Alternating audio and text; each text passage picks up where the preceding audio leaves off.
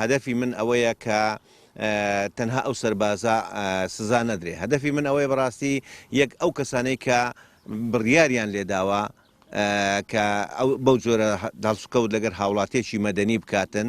و ئەو عەقڵیەتەی کە ئەو عەقڵیەتە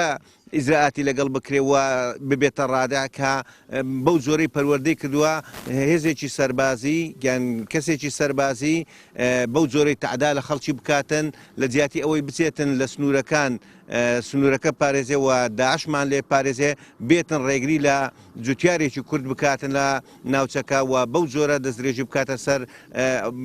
بەو جۆرە دەستدرێژی بکاتە سەری کە مەترسی بخاتە سەر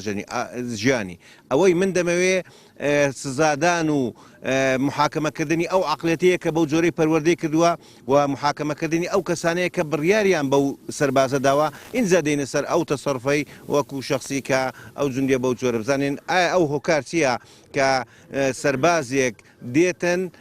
ماف بە خۆی دەدا کە بە جۆرێک تەسەڕف بکە مەترسی بخاتە سەر هاوڵاتیەکی مەدەنی.